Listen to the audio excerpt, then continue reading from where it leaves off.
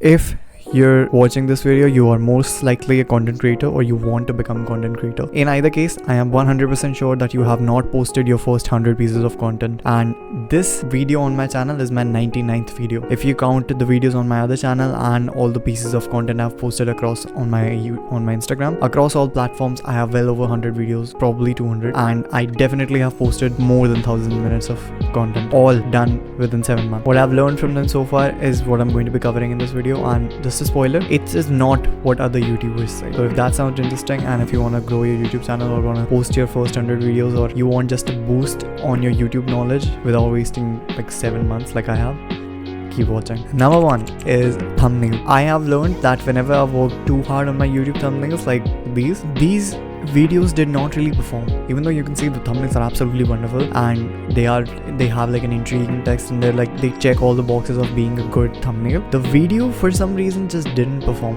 And as opposed to that, whenever I've just selected an auto-generated image or just taken a screenshot from the video and just put an intriguing text on the side, the video most of the time performs. As opposed to that, whenever I would put a lot of effort on creating a good thumbnail, the video does not perform at all. And I've tried and tested a lot. I've done A/B testing on a lot of thumbnails, and every single time I come to the same conclusion that people don't want to see those heavily edited, a lot of things going on kind of thumbnails. Here's what I've noticed. Everything that like matters in a thumbnail is, first, it should have your face in it. That is like a no-brainer. If you put another picture on it, people will assume that it's those AI generated kind of videos where it's just text and the person doesn't show his face. If that is the kind of YouTube videos that you create, sure, but if you don't create those kind of videos, you need to show your face. If it's a talking head video just like this, you need to show your face so the audience can understand that it's you inside the video, right? That's their kind of a benchmark to understand that's your video, so they can click on it. It needs to have your face and it needs to have some sort of an intriguing text. It could be a simple sentence, it could be literally a word. Make it as small as possible because people are just scrolling through their phones and it needs to grab their attention in a fraction of a second. If it's too much, they are not going to stop and read all of it. They're just going to scroll away and another thumbnail is going to catch their attention. That's just how it works, bro. It's all competition. So in thumbnail, I've noticed that in conclusion, your face and an intriguing text and nothing else matters. You can micromanage to make it as good looking as possible. You can make sure that your picture is as high quality. You can make sure that you're using you can maybe try with different backgrounds and stuff like that. But personally, you should put as little effort as possible on thumbnails and put more effort on your video's value delivery process. I know Mr. Beast says like thumbnails are way more important, whatever. He has 300 million subscribers, I have 1000 subscribers. I am much closer to where you are. I recommend you listen to my advice because my advice is going to be the most relatable to you. So I would say listen to my advice. Next is average view duration. Average view duration is basically what is the average time that a audience is watching your video till. So there could be people who are watching your video for if it's an hour long video, maybe they're watching for 45 minutes. There could be people who are watching your video for 30 seconds and then they're clicking off. The average of that comes down to some middle point, and that is your average view duration. Basically, on average, people are watching your video till that point or for that long. I have noticed that videos, the value that you provide on your videos don't really matter that much until and unless in terms of AVD, until and unless you have videos that are edited nicely. I'm not saying hyper edited, I'm not saying those dopamine edit kind of videos with blast effects and stuff like that, like TikTok edits. You don't need to be doing that. That's in my opinion excessive. But at that point, you just need to understand what is the cost to benefit ratio, how much will you work or how little benefit. And you don't need to have anything fancy, just the basic stuff, have some B-rolls, have a very subtle background music going on, cut out all your pauses, make sure there's some explainer text, some captions. These increase your average view duration because that is the typical YouTube video, what is it's supposed to be. You make anything less edited than that, then people are gonna feel like it's not up to the quality. So if you want to make sure that it's it has the baseline quality of a YouTube video, you need to have all these things. These are like basic requirements, like have some b-rolls, have some explainer text going on, have some sort of graphics going on, have some captions, maybe some transitions in between videos and stuff like that. That's basic editing. If you have that, you probably don't need to go on hyper deep in editing. You don't need to learn how to do these all cool side like video effects and stuff like that. But in my opinion, you do need a certain level of editing in order to engage the people more, because they watch because it's pleasant. That's the only reason. There are a very small fraction of people who watch because it's valuable, but most people just watch because it's pleasurable to them. That's all. Next is longs versus shorts. I don't think I need to explain this any further, but basically, as a business owner, as someone who wants, like, you want to direct that audience to product that you're selling, if that is your goal, you should not attract shorts audiences, because these people have low attention span. They don't have as much of a connection with you because they're not consuming a lot of your content. They don't feel like they know you at all. Short audiences are not that qualified for you. Basically, when you have a product, you need to make sure that whatever leads that you're generating are at least to a certain degree qualified. When you're generating leads via shorts or via reels, the people are not as well qualified as opposed to when you're converting them through long format videos, like 8 minute, 10 minute, 12 minutes minimum. These are people who are going to be more qualified, and these people also are going to have a deeper connection with you because they have just watched more of your content, right? Because short audiences can watch like 10 of your shorts and still know nothing about you, still understand nothing about your personality. They still wouldn't relate with you, connect with you at any level. But then there's long format video. If one person watches like your 1 hour guide at like just 1 hour guide, he's going to feel like he actually knows you. So that's the difference between longs and shorts. In my opinion, any sort of lead generation should only be done through long format content. I have a community. I used to do coaching as well. I still do coaching. I just don't do one-on-one coaching anymore. Whenever I've gotten a client, every single time I've asked them from which video they came to me. Every single time they've said an hour long guide. They've named an hour long guide. Never have I ever had a client who came to me after watching my 5-minute video. These are just facts. I have literal proof that people, like, mostly clients don't come to you by watching your shorts or your reels. I haven't had a single client through Instagram because that's all I post on Instagram, just reels, right? So longs work better at conversion, and shorts, if you just want to grow an audience, shorts work. Next is a hook. A hook is something to grab the attention of your viewer in the first couple of seconds of the video, like 5 to 10 seconds, maybe 30 seconds if it's a very long video. It's something provocative, something relatable, or something extremely intriguing, or something relatable to the viewer. I've seen that whenever a video of mine does very well, its hook absolutely kills. Like, the retention is better than any other video. That's the only time the video does well. I would go as far as to say that the video itself, the content itself, doesn't even matter. Like, if it's relatively valuable, it's gonna do well. Obviously, shouldn't tell bullshit to people, shouldn't like scam people of their time. But whenever you're using a good hook, like a well thought out hook, the video is gonna do well. And I've gone as far as to like just copy other people's hooks and just use my own content. And honestly, I haven't been able to crack the perfect hook. That's why I've been copying other people's hooks and stuff. I haven't seen a big difference in, like, I have tried no hook, I've tried hook, I've tried other people's hook. I haven't been able to tell a difference, honestly. So I don't really understand like what a hook is. Honestly, bro, I have posted 2 videos, exactly the same content. One with a hook that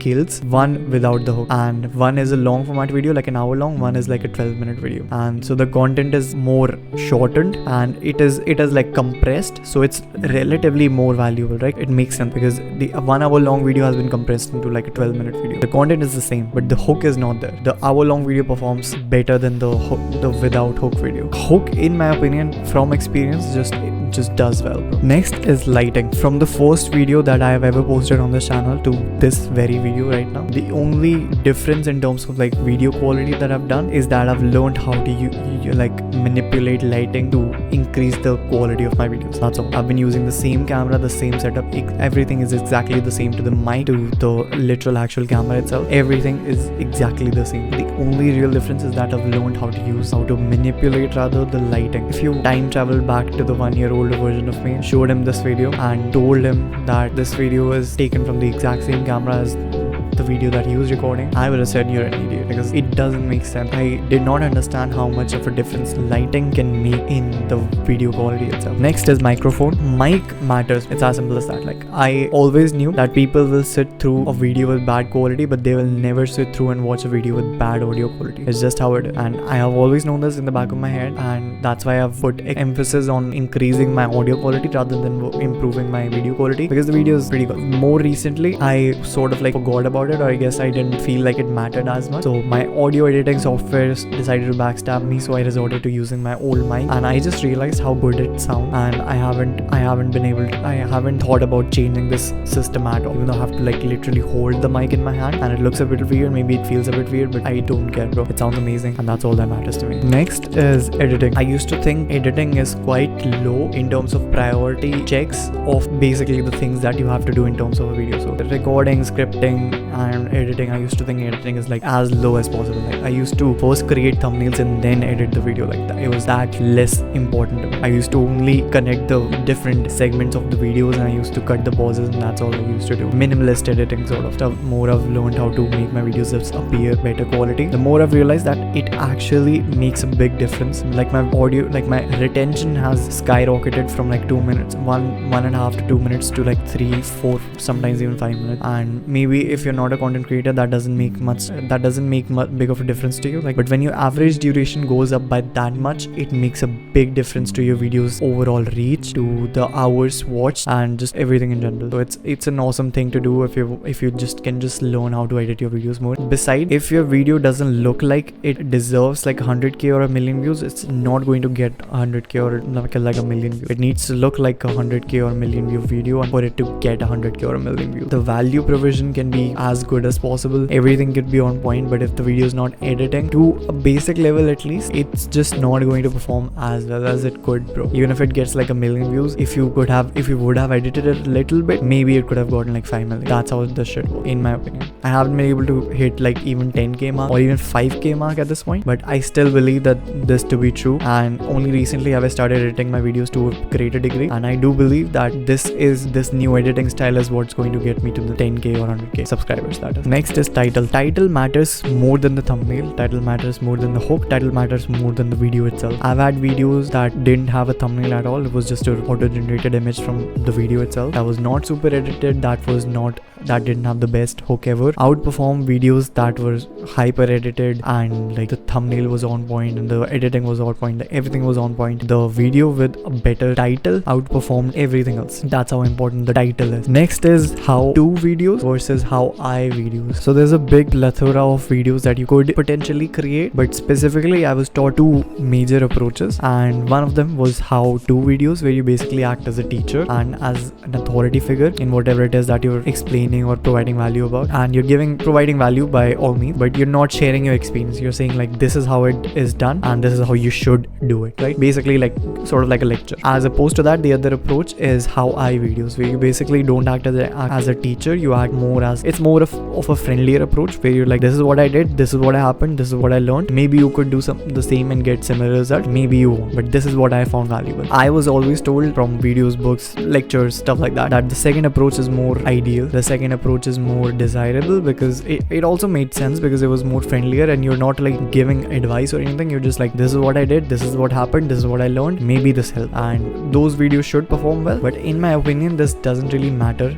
at all. I have a lot of videos where I'm like, how to do this, how to this, how to this, and they have performed pretty well, as opposed to I've never really made how I videos, but the very few that I have made did not perform well. Learning from all of that, I have honestly noticed that how to videos generally perform better for some reason. But honestly, like if I break it down, you give implementable, actionable steps that are like actually valuable, and the videos like not nonsense, you have actually researched a little bit and you actually know what you're talking about, people are gonna like that video and the video is gonna perform. Last is consistency. Now everybody preaches consistency on YouTube, and it is 100% like the difference between a successful and an unsuccessful YouTube channel. But honestly, bro, it doesn't really make a difference. As long as you post like quality videos on YouTube is going to give you impressions, and those impressions are going to get views if your thumbnails are like click worthy, your titles are click worthy. I have been posting every single week, every Monday, Thursday, exactly at 5 PM for the past 9 months straight, and I have gotten 1100 subscribers from zero. Now, are there YouTube channels that I personally know of that have gotten like 200k subscribers, 250k subscribers within like just 6 months? Are there YouTube channels that have gotten like 10,000 subscribers, 20,000 subscribers within just like 7 or 8 months? Yes. And were they posting consistently? Fuck no. But they still got even further beyond where I am. You could argue argue that the videos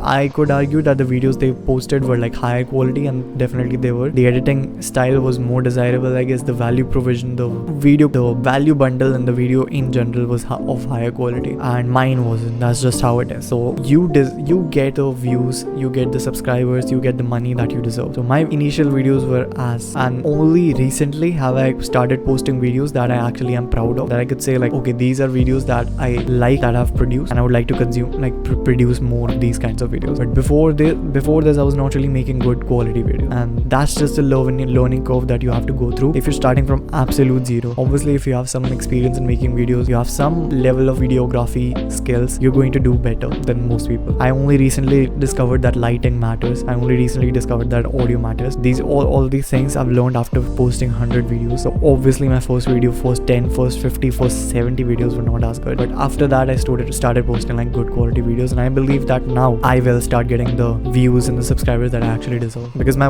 value provision has always been there. I'm getting like 100% of my content comments are positive. Everybody's saying he deserves more views, he deserves more reach, he deserves more subscribers, and I couldn't be more grateful, bro. I'm building a community of high value men, or men who will become high value. If you think you're one of them, subscribe to my channel right now so my videos can find you more easily, and I can help you in your own self-improvement journey by videos just like this every Monday and Thursday. And I'll see you in the next video.